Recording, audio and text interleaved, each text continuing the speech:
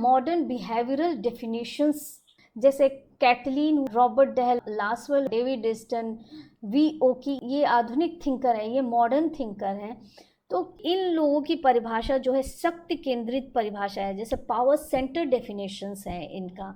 द्वितीय विश्व युद्ध से पहले जो परिभाषाएं चलती थी वो परंपरागत परिभाषाएं रहते थे, लेकिन द्वितीय विश्व युद्ध के बाद 1939 से 1945 के पश्चात राजनीति शास्त्र में एक क्रांतिकारी परिवर्तन आया, जैसे पावर सिस्टम और बिहेवियरल पर आधारित राजनीति शास्त्र था, और अमेरिकी विद्वानों के नेतृत्व में बिहेवियरल रेवोल्यूशन आई, जिसने राजनीति शास्त्र की एक नई परिभाषा दे दी।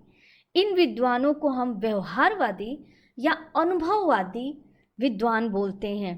कैटलीन ने राजनीति शास्त्र को शक्ति का विज्ञान कहा है। शक्ति मीन्स पावर।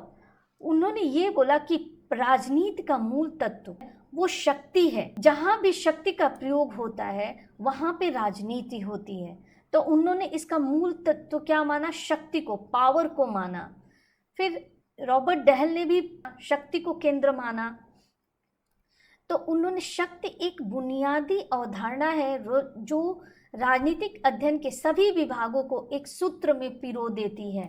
तो उन्होंने पावर को, शक्ति को एक केंद्रीय अवधारणा है, उन्होंने बुनियादी अवधारणा या केंद्रीय अवधारणा माना है, जो राजनीतिक अध्ययन के सभी विभागों को जोड़ती है। वो जो लासवेल की परिभाषा है, यह राजनीतिक कौन क्या पाता है, कब पाता है और कैसे पाता है।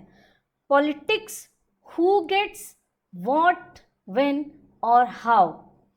तो ये मूल रूप से यह परिभाषा 3 मूल प्रश्नों पे केंद्रित है। जैसे हु, कौन लोग, हु मीन्स कौन लोग शक्ति रखते हैं और निर्णय लेते हैं। फिर व्हाट, जो जैसे मान लो कि धन है, सम्मान है, संपदा है, सुरक्षा है, ये मूल्य होते हैं। फिर व्हेन और हाउ, किस समय और किस प्रक्रिया से। जैसे अगर हम भारतीय उदाहरण लें तो केंद्रीय बजट में किस राज्य को कितना धन मिला, कब मिला और किस आधार पे मिला, यही लासवेल का हु गेट्स व्हाट, व्हेन और हाउ है। डेविड ईस्टन के अनुसार राजनीति शास्त्र समाज के लिए मूल्यों के आधिकारिक आवंटन का अध्ययन करता है। अब समाज के लिए मूल्य से मतलब क्या हुआ? मूल्य से हम सम्मान देखते हैं, हम अधिकार देखते हैं, स्वतंत्रता देखते हैं, समानता देखते हैं, या धन संपदा देखते हैं, संसाधन देखते हैं हम, और उनका आधिकारिक आवंटन मैंने कोई भी निर्णय जैसे सरकार लेती है या वैध राजनीतिक संस्थाएं लेती है, उनका अध्ययन करता है। फिर वी.ओ.की की परिभाषा देखेंगे कि राजनीति शासक तथा शासितों, आधिपत्य तथा अधीनता, इन मानवीय संबंधों से संबंधित है। मतलब वी.ओ.की ने रूलर और रूल्ड रिलेशनशिप को राजनीति का केंद्र माना।